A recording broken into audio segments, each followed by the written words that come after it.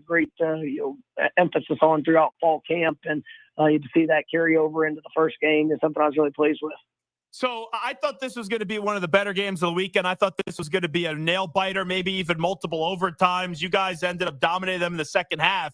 You're trailing by 3, though, after the first half. Just what really changed in that second half? What was the vibe like in the locker room? Because you guys really took it to them in that second half, Coach. I just told our guys to go out there and obviously had to kind of calm down just a little bit. Guys were really emotional in the first half. First game, a lot of build up. I thought we made some uncharacteristic mistakes that that cost us in moments. And I told them to we got to relax and clean up the mistakes and just go play Florida State football. And we didn't have to make a ton of adjustments to it. We believed in what our plan was. We knew that we wanted to continue to attack, and our guys they executed at a very high level and made some big time plays, and obviously that helped contribute to a great win.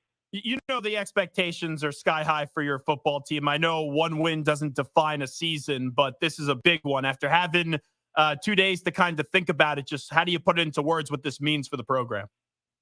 Well, we wanted to start off 1-0, and it was a great game. It was on a grand stage. It was the two top 10 teams in the country, and we were able to accomplish what we set out for. Now it's time to go get better, and that is our focus. That's our objective. We talk about it every day around this program that we're here to improve and get better, and continuing to push to be our best. And so, if we can continue that. This isn't any regular heat. This is nuclear heat. Live from the 93.7 The Ticket studios in the heart of Lincoln, America, bringing you the latest from the Square Circle on 93.7 The Ticket and theticketfm.com. Here is your host, Jake Bakoven. It is that time of the week once again to talk some WWE action, and we had a lot of fun if you are a wrestling fan this past week. Of course, the premium live event, Payback, was a good one. Not necessarily always the best positioned pay-per-view or premium live event for WWE, but I thought they put a pretty good show together. And then, of course, we're off and running with the new storylines from last night's Raw. So I'm Jake Bakoven. We are here with you weekly. I am the host of course, Nuclear Heat here on 93.7 The Ticket. And bringing in Nuclear Heat contributor Augie Pena. Augie, how was your week of wrestling? Did you enjoy it? Yeah, it was fun. It was an action-packed week. Really great storylines going on, really great matches. So can't complain about it. Yeah. So let's jump right into it. Once again, we usually review SmackDown and Raw on the weeks of a premium live event. We will review the premium live event and Raw. SmackDown usually just kind of setting it up. Usually somewhat of a throwaway episode going into those premium live events, of course, which are usually on Saturday or Sunday. And of course, Friday Night SmackDown, often sometimes even pre-taped, to get going there. Nothing too notable. So we'll just note something of SmackDown. There wasn't a whole lot to note, except for John Cena made his return. We know that he's going to be there for the next several weeks, couple months.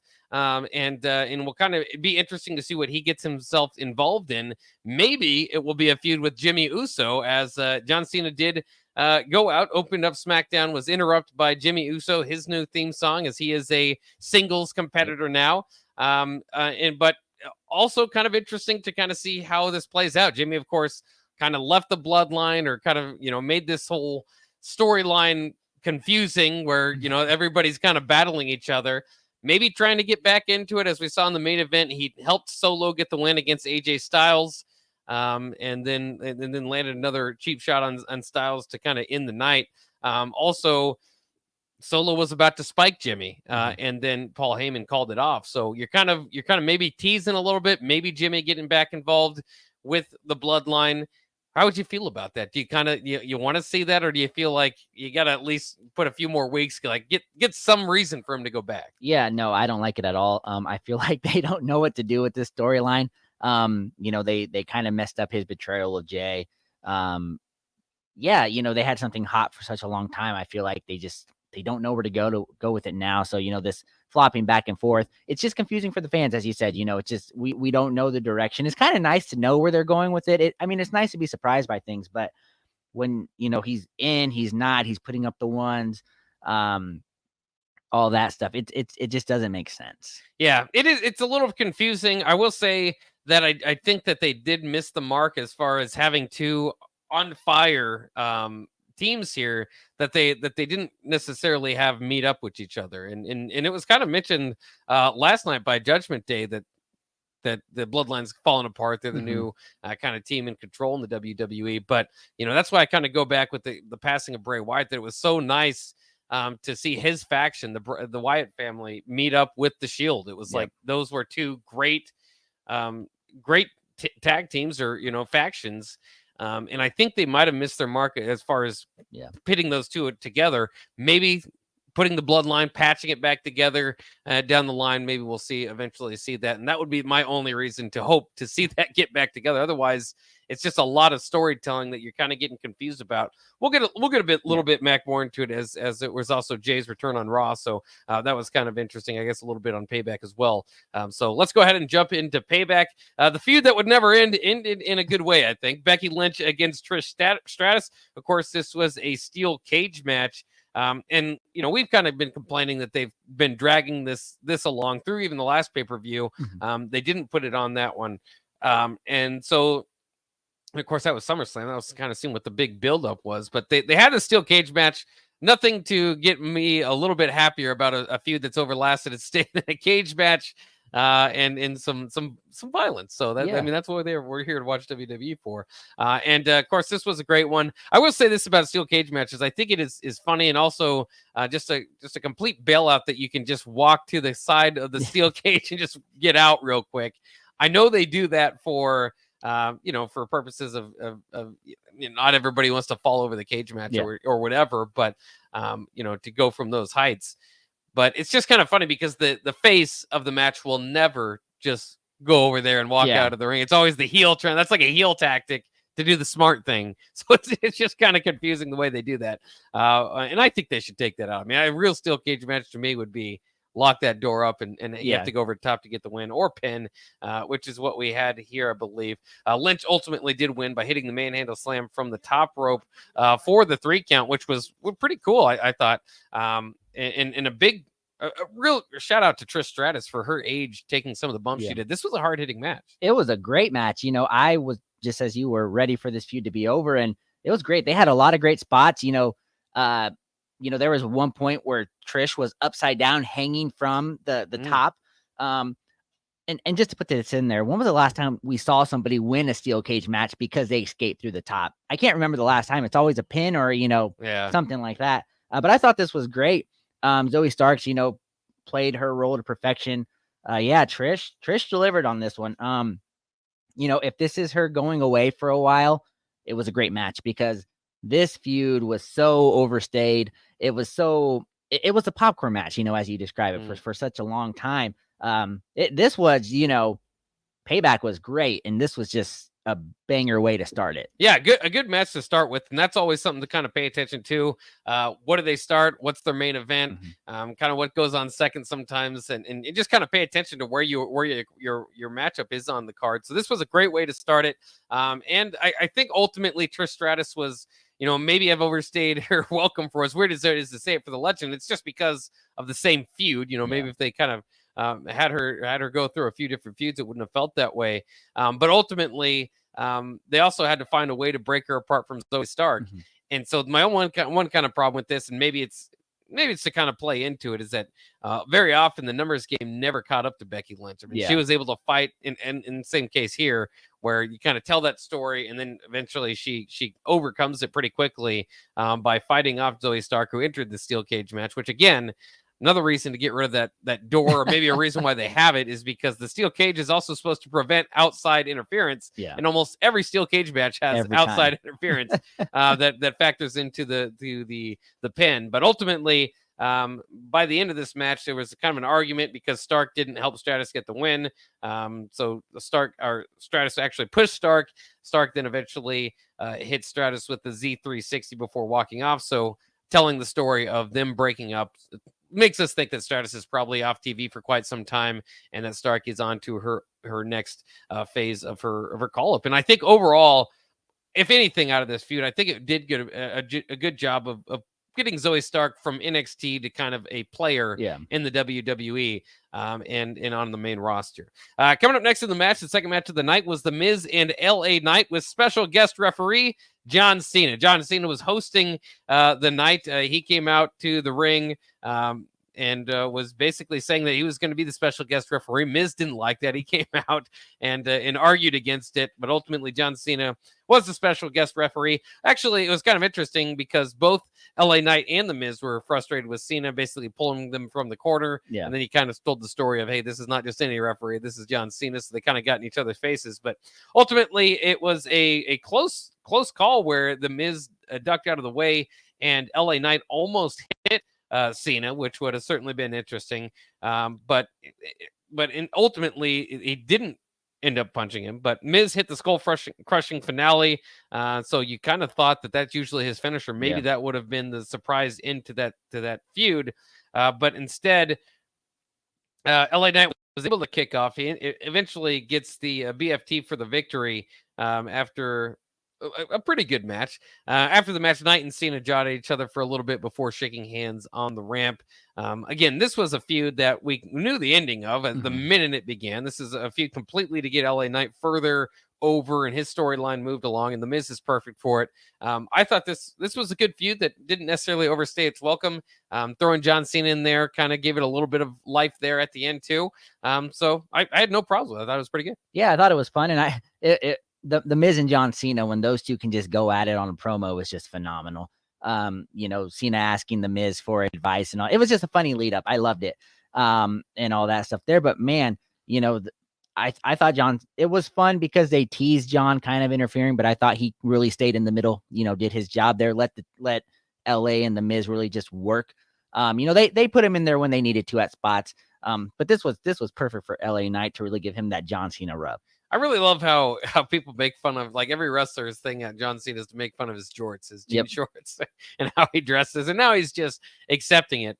Once they go after the bald spot, we'll kind of see how he feels about that, because that's probably a touchy spot for him. That's rough. And I love when the Miz was like, "You're almost 50 years old and you still dress like that." It's like, yeah, that can't lie. He's known for what the Fruity Pebbles looking is what The Rock said. Fruity Pebbles looking shirts and all that stuff. So yeah, it's a fun time. It was a fun segment. Yeah, in a good way. I mean, Cena, by the way, hosted this whole event. I thought he did a pretty good job. They had a backstage segment where he was interviewing him, and I thought it was like an attempt at comedy that never quite landed. So I mean, with anything, it's all hit and miss. But overall, just having Cena around wrestling is good for business. It is, and having him around in general, is just great. And they, I think that's one of the reasons Payback was so big. They hyped it up. He was back. He was hosting.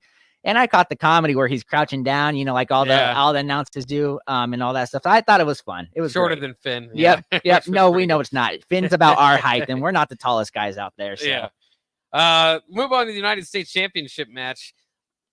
Probably one that shouldn't have been on the card in my mind. I mean, I love Rey Mysterio, big fan of him. But this was just kind of the rematch that he gets. Austin Theory gets for losing the title to Rey. I think he had, they had some storyline on SmackDown to kind of tell the story of him getting that, earning that rematch, which was kind of interesting. Fairly routine match. I mean, trying to take Mysterio's mask off, they got to hold that off. Yeah. It just doesn't have any meaning if it's done with every one of its on one of his feuds. By the way, shout out to Rey Mysterio Jr. when he did have his mask off, when he was part of the Filthy Animals back in WCW. I liked that part of his career. But again, I think they need to hold their spots for that. But so that was part of the story. Theory was trying to take Mysterio's mask off. Each of them were trying to kind of get their finishes here. Mysterio actually hit the 619. Theory countered the splash, which I think is good. They've kind of been going back to an immediate splash for Rey Mysterio. That makes the 619 feel a little bit better of a finishing move. But Theory got his knees up, tried to roll through to hit Mysterio with the 8-count down. Mysterio countered the move and then got the roll up to score the pinfall. Not a big fan of roll-ups either for the win, especially for your champion for a feud that's probably ending. Yeah. Might as well have it in a very serious, in a dominating factor or, just a roll-up. I'm not a big fan of those in general, unless it's a complete surprise.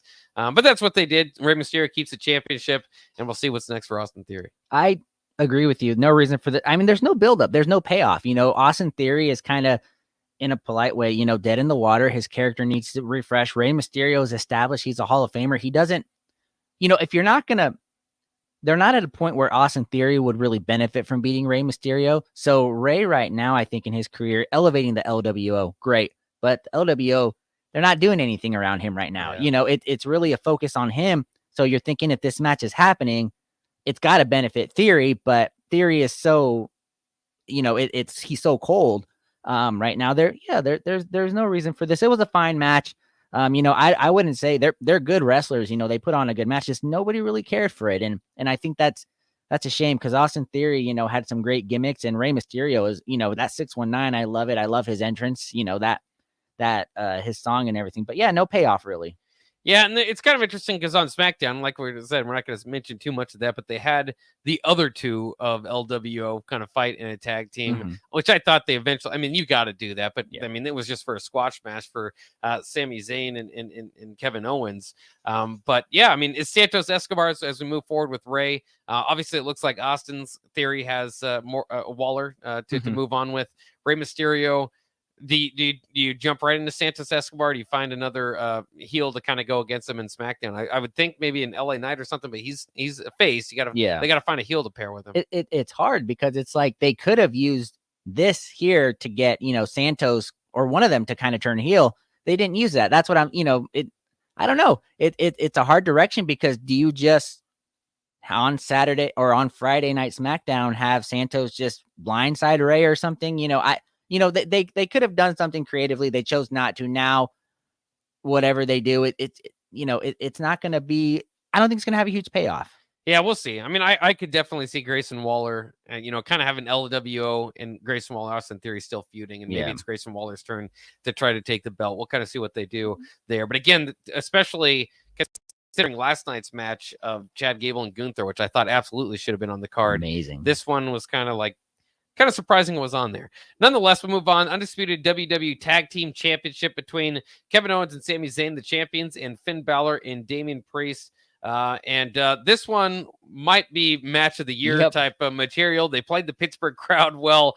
Baylor stomped on a Pittsburgh Steelers terrible tell that he found under the ring. He got his comeuppance for that. Ultimately, Zayn and Owens also found some hockey jerseys. They were using hockey sticks. Pittsburgh, of course, big into their hockey there. So really good job of getting the crowd into it. Lots of fun here. Trash cans, kendo sticks, chair shots. Of course, outside interference from the rest of Judgment Day. And that was really part of the story of the night and the story of this match. Dominic Mysterio made some interference early in the match and then once again late. Along with JD McDonough, who had eventually broke up a pin, and then you had Rhea Ripley spearing Kevin Owens through the barricade. I do want to mention the best part of this match in my mind was the Kevin Owens spot where he went up into the crowd and did a jump jump down onto the table. I believe it was it maybe it was Finn, maybe it was Priest, I can't remember exactly, or maybe it was just maybe it was Mysterio, I think, who he had on the table. It was Mysterio. It was doing the outside interference.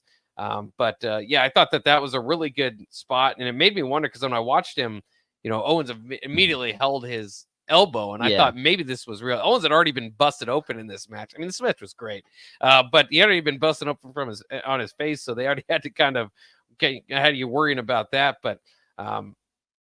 That was just an incredible spot and a fun spot to get the crowd into it. Ultimately, once again, like I said, Mysterio runs in, hits Zayn with Priest Money in the Bank briefcase, which, hey, that thing does have a purpose to help out Judgment Day. It's always been in the way, but it allowed Balor to get the win, which is really refreshing. I mean, Kevin Owens and Sami Zayn, that was such a moment at WrestleMania to get these titles. For injuries for them from their opponents, from themselves, whatever the case may be, their title reign has not didn't really back up the big moment that they had. And most of it's because it's been beating these guys every other night or every Monday night in the main event with it meaning nothing in the next week. So, but ultimately now they put the belts on Finn Balor and Damian Priest, and we'll get a little bit more to that on Raw, but do you like the decision? I know you called it last week. Yeah. Oh yeah. I called it. So I love that. But yeah, I like it because like you said, I love Kevin Owens, Sami Zayn, but this title run was horrible. I'd give it like a 1 out of 10, there were times you forgot they were champions. WWE just didn't do anything, but they have the ability to put on amazing shows. We know that, amazing matches. They did nothing with them. But I love it, for the Judgment Day because they're putting all their cards in there.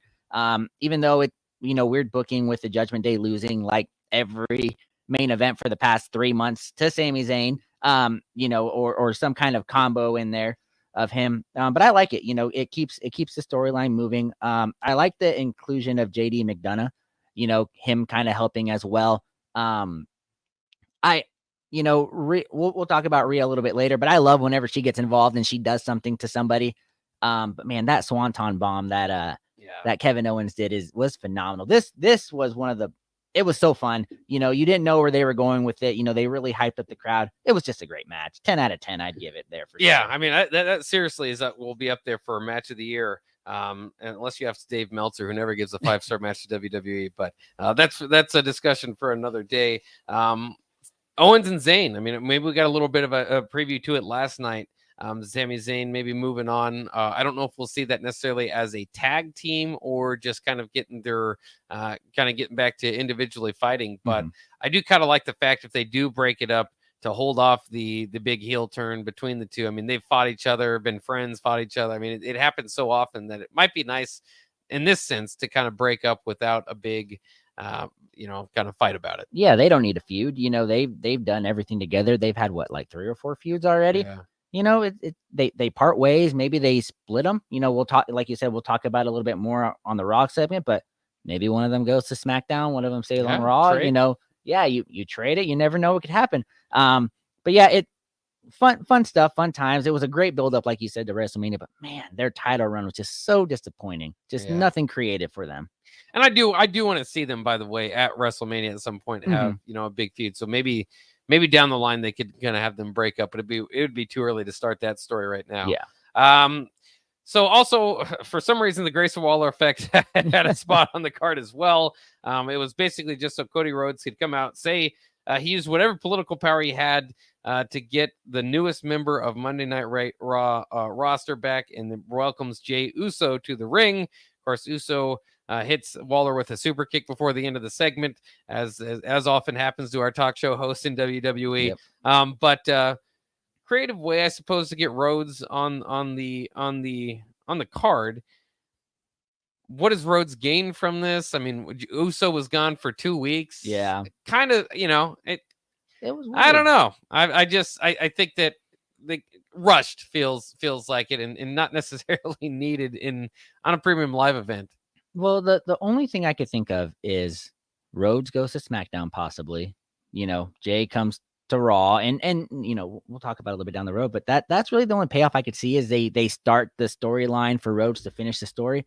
On Roman Reigns, because really, we talked about it. Where does Roman Reigns, go after that the bloodline split and everything? And so maybe that's why they did it. But it was great to see Jay, huge pop, but he was only gone, like you said, 2 weeks. So, it's not, he said he quit, all that stuff. And just for him to come back this way, it was fine, but, I don't know.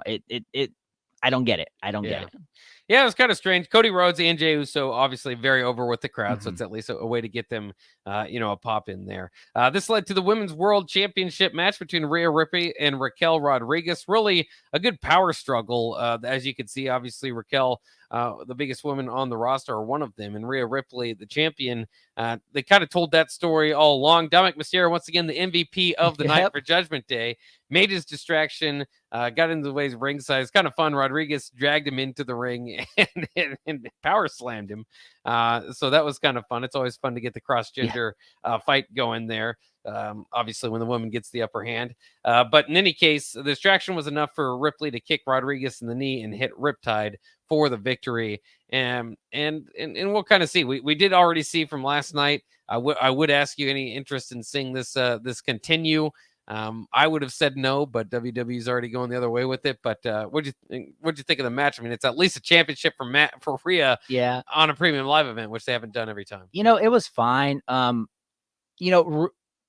As much as I'm going to say this, and I'm, if we try to get the nuclear heat here, but I think Rhea Ripley is a little bit overrated. She's great with the Judgment Day, but her run has been horrible. And and she is great in the ring. I do think she's great in the ring. She's not good on the mic, and we'll talk about that in the Raw segment there. But Raquel, really strong. She's very slow though. So there was almost a bunch of botches in this match, just from, I think, Rodriguez, really not being as on the same page as Rhea.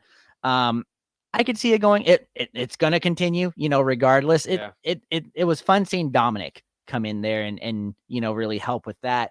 I would have liked to possibly maybe see Rhea drop it just to add some intrigue on the Judgment Day thing. But I mean, it was fine. She finally had a match for her, a title defense. So that was something. When you said off air too, when we were talking about it, they probably should have had this match before the tag team match, which should have went last. Should have been the big match. But it kind of told the story of they're going to end up, Judgment Day is going to end up with all the belts. You're not going to give them the championship right when you take the championship off of Ripley. So kind of I would have just switched up the card a little bit there.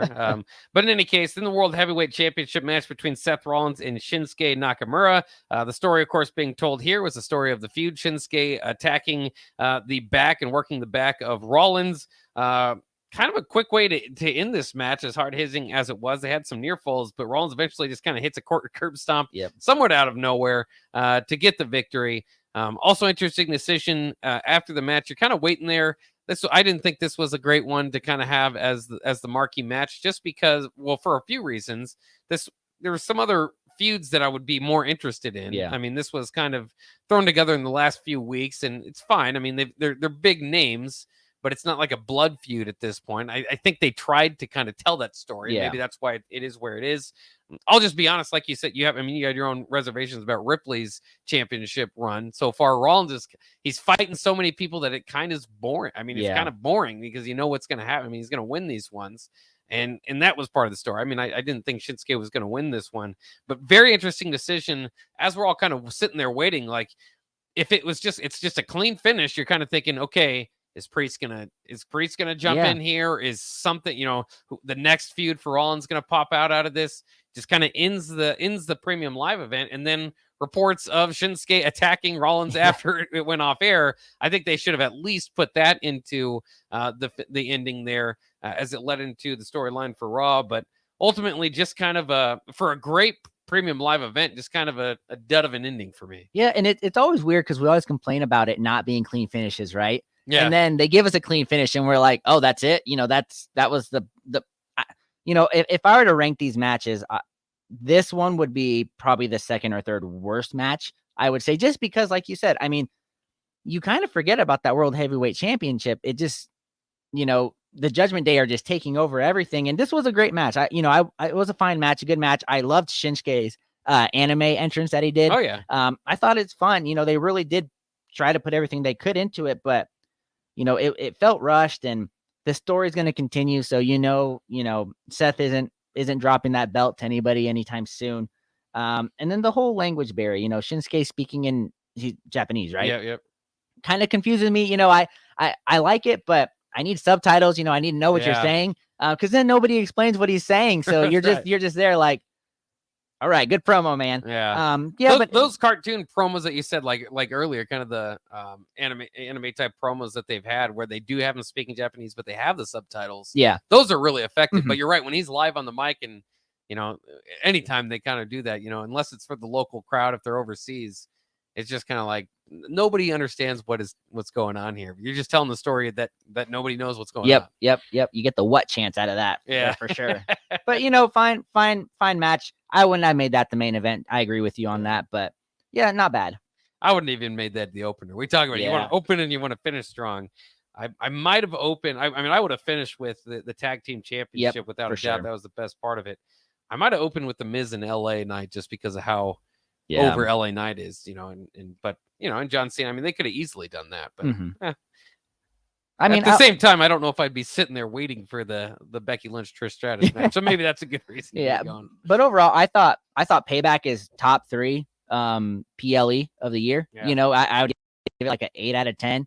On there were I would say 2 matches I wasn't interested in. Even the Seth Rollins and Shinsuke one I'd say was a good match. Just I didn't care all that much for it, but man, they had some some great matches on there. When we talked about it too, it was a very predictable premium live event for, not a big card.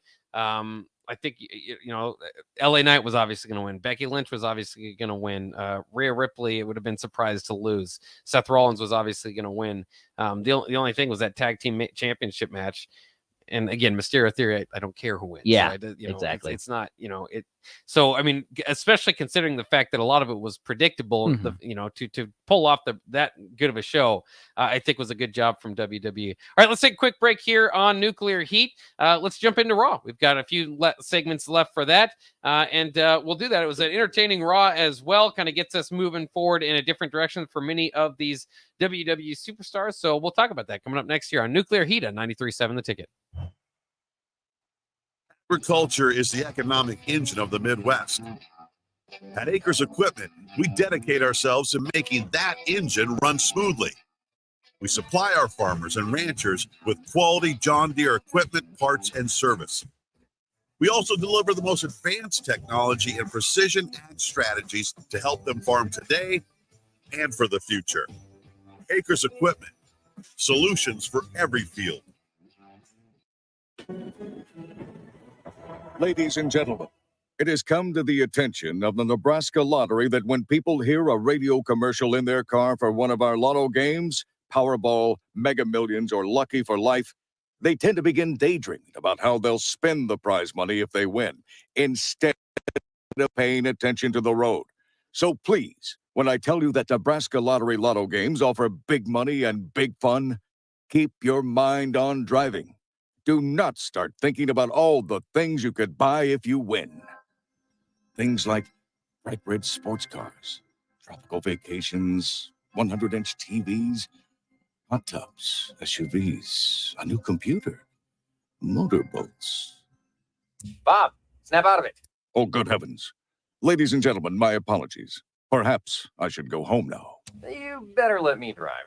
Lotto games from the Nebraska Lottery. Top prize odds vary by game. Working at Continental in Lincoln isn't a job, it's a career. And right now they've raised wages again and they're hiring for production operators at $24.11 per hour, which grows to $28.27 per hour within 3 years. Skilled trade positions now start at $32.76 per hour with opportunities to make more based on certifications. Continental also has salary jobs available and great benefits, plus medical and prescription costs at very low premiums. Dental, vision, and life insurance are offered at no premium cost to the associates with increased bonuses and vacation for new hires. To learn more or to apply, go to continental-jobs.com with keyword Lincoln. Come work at Continental today.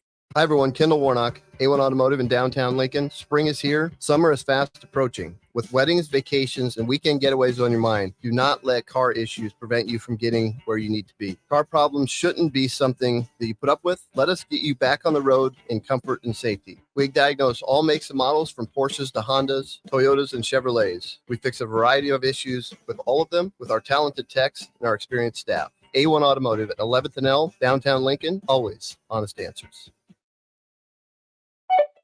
Back to Nuclear Heat with your host, Jake Bakoven, on 93.7 The Ticket and theticketfm.com.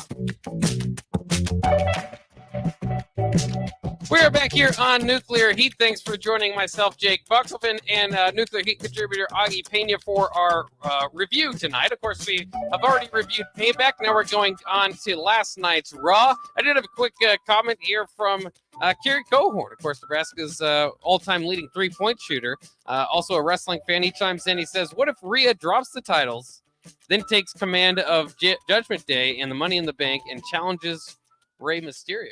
Would you be interested in a cross-gender match? Would it work because it's a smaller guy out there? Yeah. Wow. That's That's some booking. Yeah, that's some booking right there, man. WWE better call him up. That would be awesome. I think that'd be fun.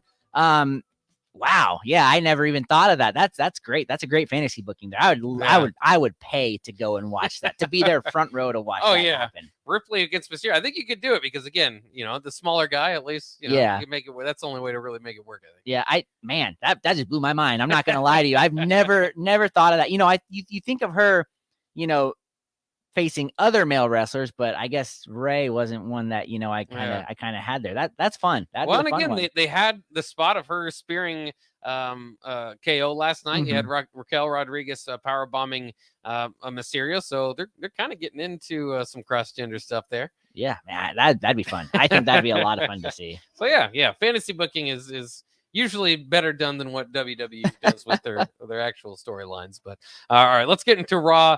Raw opened up telling the story of Cody pulling the strings to get Jey Uso to Raw.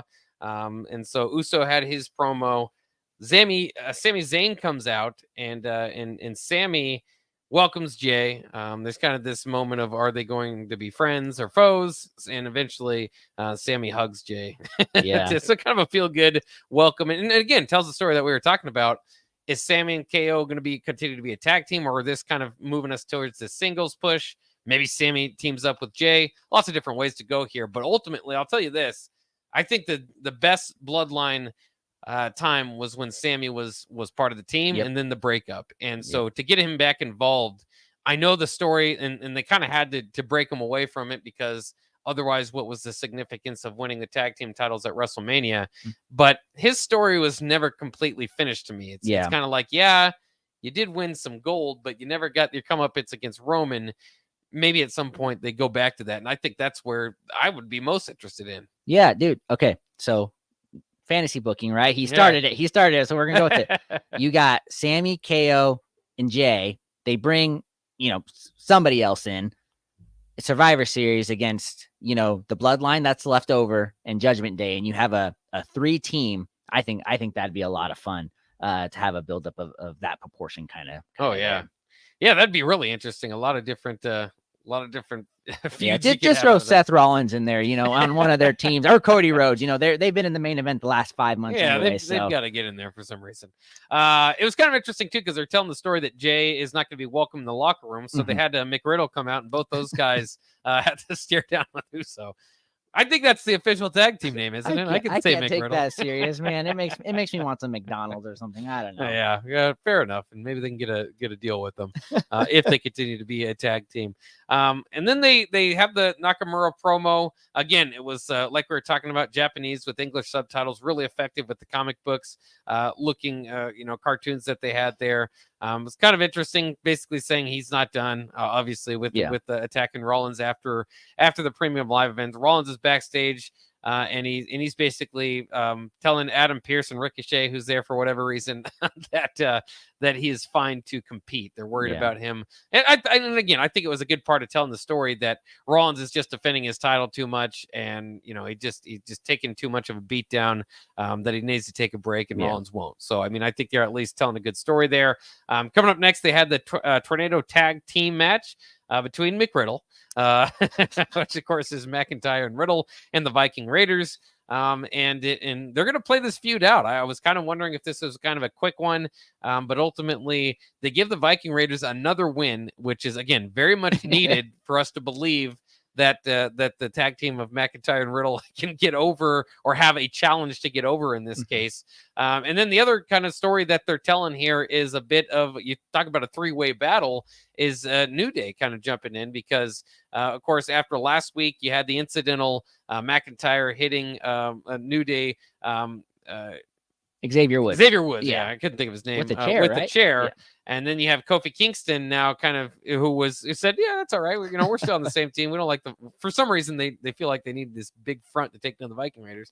In any case, Kofi Kingston saves Riddle from a Ragnarok through the table, then incidentally hits Trouble in Paradise on Riddle. And then the Viking Raiders used Kofi as a missile to hit McIntyre, which I thought was entertaining, before hitting Riddle with the Ragnarok through the table and getting the pin for the victory. I will say this, I because of how far the Viking Raiders have been kind of put down the card, I was wondering how much I'd be into this feud. I'm interested in the next parts of this. I think they're doing a good job of, as you said, we were all very skeptical of it, but adding the New Day, adding Kofi into that. The Viking Raiders, I guess, are a threat to someone, right? We were just talking about this 2 weeks ago, that, when was the last time they got a win, but they're making them look legitimate, in there. And Mick Riddle, it's just such a comedy, act in there. And then Kofi and Xavier Woods, the New Day, we know they're great. They can elevate anybody.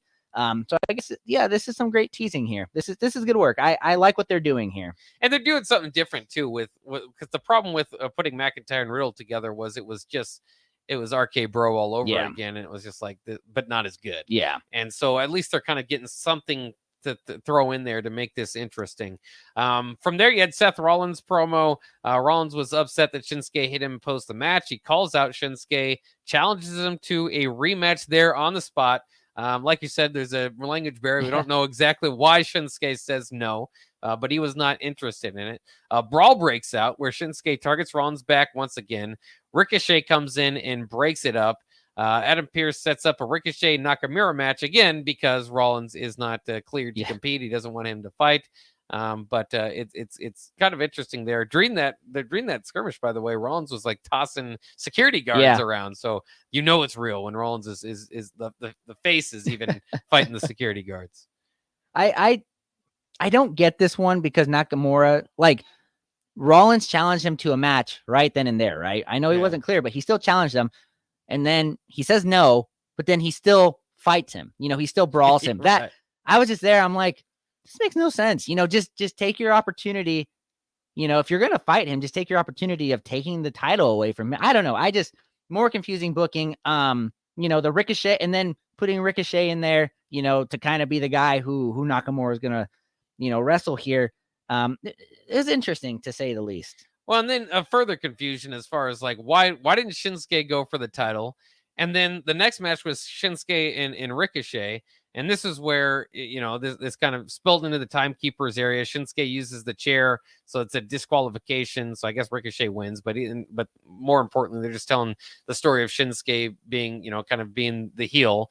Rollins saves Ricochet, and then again, this is where the security guards kind of pop in, and both of them are fighting him off. And then Ricochet saves Rollins, whose back was driven into the steel steps. Rollins is sitting there where they're telling the story of his back's just depleted. Yeah. He's in great pain. And then they end this with Judgment Day in the background. It's just Rhea Ripley and Damian Priest with the briefcase staring at the monitor going, no, it's not the time. If this is the time, this is the perfect time where Adam Pearce won't even let Rollins fight. He just took more hits to the back. This is the time. So, I think if I'm, if they had to redo it, I would think that they would just take that out because that would just kind of look silly. Yeah. I would just kind of try to have the idea for people just to be like, have their own thoughts of, hey, this would be a great dive for Money in the Bank, but not address it, not necessarily make that, put that in the forefront of our minds, because that's all it made me do was go, no, this is really the time. That's it. I mean, and we saw a little bit later on maybe why they didn't with the whole briefcase, which we'll get to here. And Damian Priest really taking the name of Senor. Yeah, but you just don't. Yeah, I'm with you there. I don't know what to say. You don't have that segment in there because it's almost like, then why is he the Money in the Bank if he's not, winner, if he's not going to take that opportunity? Yeah. It's like Rollins, literally, I've never seen him more down, more unable to do anything, and they put all the gold on Judgment Day. Why would you not pull the trigger then? Yeah. I don't know. I'm with you. I was confused. Well, and it will. I mean, I don't know what they're going to do moving forward. You're usually not going to have a tag team champion also be, the WWE champion. So we'll kind of have to see how long of a run that is, how long he's going to hold the briefcase. I don't mind a guy holding the briefcase for a long time and really picking his spot. It's just like, don't remind us that he has it in spots where it would make the most sense to cash it in. I agree. So that's kind of the only problem there. Moving on from that, Zoe Stark is in a backstage promo, says she respects Trish, but felt disrespected. I thought that was a good way to kind of, make you kind of move on. Like she's not overly hung up on it, not starting a feud with Trish. Just felt disrespected. Shayna Baszler meets her backstage and sets up a match for later in the night. Then we had Judgment Day hit the ring. Their entrance, of course, all the belts looked pretty nice. Dom has to fight the crowd as he usually does. It was kind of funny because it seems like they weren't necessarily as prepared. Dom usually, he's done a good job of obviously getting nuclear heat. Yeah, the name of our show. Shout out. But at times he says something and then like he'll say like half a sentence and then look around and get all mad at it and like, it's just kind of looks kind of like he didn't actually try to say the sentence he was prepared to. This time he actually went through his sentences and the crowd just wasn't letting him get through it, which is a better way to do it in my mind. But in any case, Finn Balor announced he's now Grand Slam Finn, which he gets, which you get for getting a certain amount of titles or different titles that he's now had, and he got the kind of "you deserve it" chance from out there. Rhea then claims the Bloodline has fallen and that Judgment Day is the most dominant faction in WWE. JD McDonough interrupts, surprisingly, this promo and gives Priest a purple Senor Money in the Bank briefcase as a gift. As of course, Priest probably among the the biggest guy in Judgment Day that doesn't necessarily see McDonough, needing to be in Judgment Day. So telling the story there of JD buying some points there. Sammy interrupts them and calls them turds. Which is interesting wordage, usage there of the word. And wants a Dominic Mysterio match, but McDonough says he will fight him instead. We got a little bit more to go here on Nuclear Heat to round out Raw, but we do have to take a quick break. We will make it a quick one, and then we'll be back to finish up Raw in our review of it. Coming up next year on Nuclear Heat on 93.7 The Ticket. Charlie Stone again. And with me on the line, Andy Goodyear, General Manager of Honda of Lincoln. Andy, I know how proud you and everyone at the dealership are to earn the prestigious Honda President's Award year after year, 17 times. Tell our listeners what it means to you and your customers. Thanks, Charlie. Yeah, all of us are extremely proud to have earned this award, and I want all of our customers to know it's not just earned by one person's efforts. It's the entire dealership, sales, parts, and our amazing service department. 17 times. Wow. How does that compare to other Honda dealers? Back to Nuclear Heat with your host, Jake Bakovic, on 93.7 The Ticket and theticketfm.com.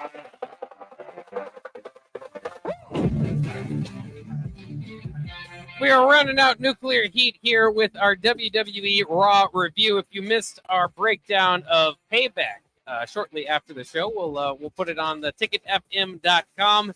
Of course, Payback, a very entertaining premium live event, and I thought they followed up very well with last night's Raw with some entertaining stuff that we'll get to here as we continue our match. Where we left off was the Judgment Day segment, so we move on to backstage. Adam Pearce sets up Raquel and Chelsea Green. A good story, a good way of doing so. Chelsea Green talking trash about Raquel without knowing that she's right behind her. Interesting that they mentioned throughout this part of the backstage interview that Piper Niven was not medically cleared, which I had not seen before. So there's, as Adam Pearce said it, Chelsea Green says maybe there's some sort of curse on the tag team titles. Adam Pearce says maybe the curse is on Chelsea Green. For what it's worth, I mean, and they had this match down the line. We'll talk about it briefly. But Chelsea Green's just so entertaining. I don't care what she does, and she can put on a good match. She's just one of those. She doesn't have like a long history of winning titles or being great, but she doesn't hurt much for losing, kind of just because of who her character is and because she can put on a great match. So I just more Chelsea Green, the better for me. Yeah, no, I agree. Her character is great.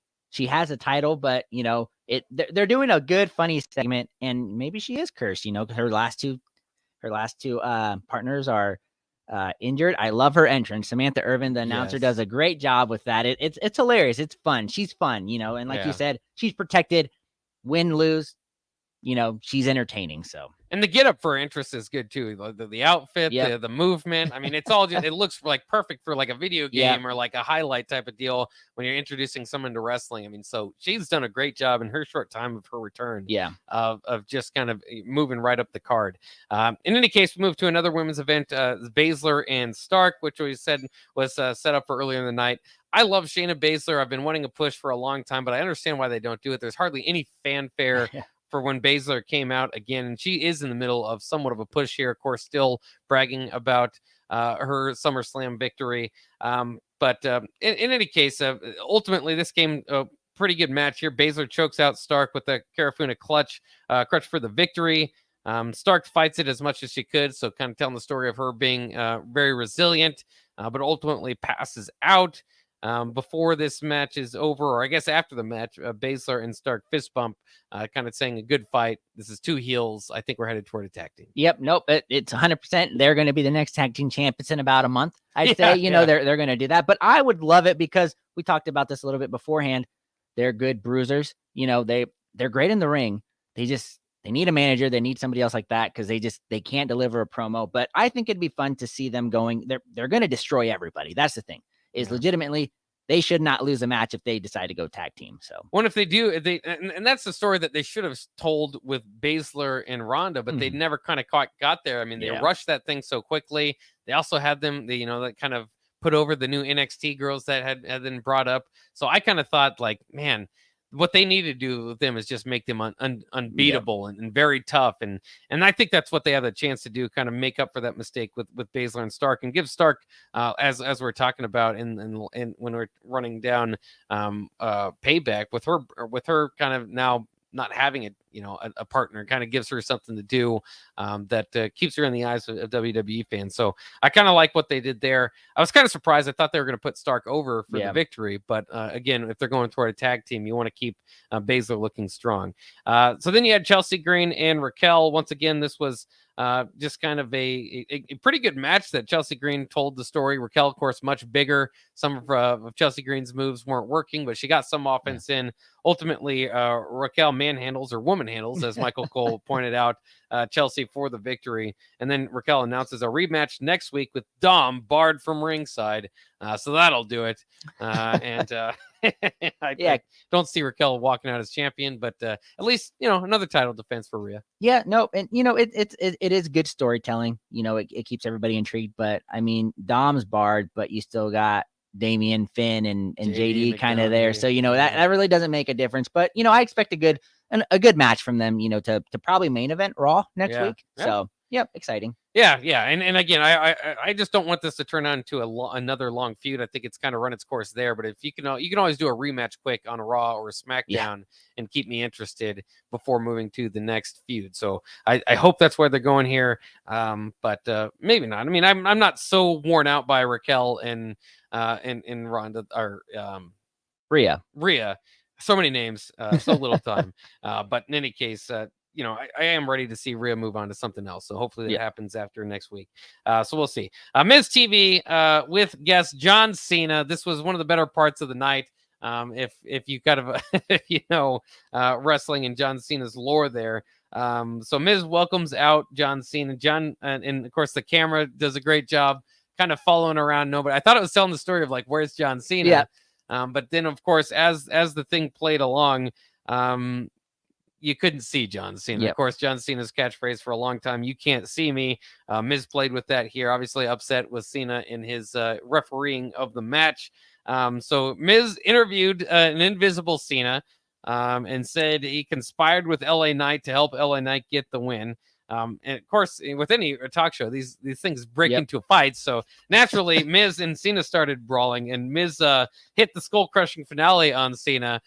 Mind you, we couldn't see him. We did not know what was necessarily going on.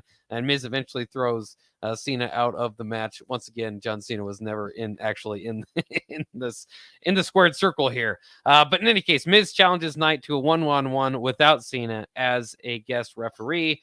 Kind of the same type of thing we were talking about with the last feud. Any interest in seeing this again? Yeah, I am, just because they're teasing that John Cena is going to probably still be around in it. I know they're saying without him, but the Miz pretty much just called him out, and humiliated, that you can't see me, and really made the fans mad, because the fans were really, I don't know if you heard the entrance.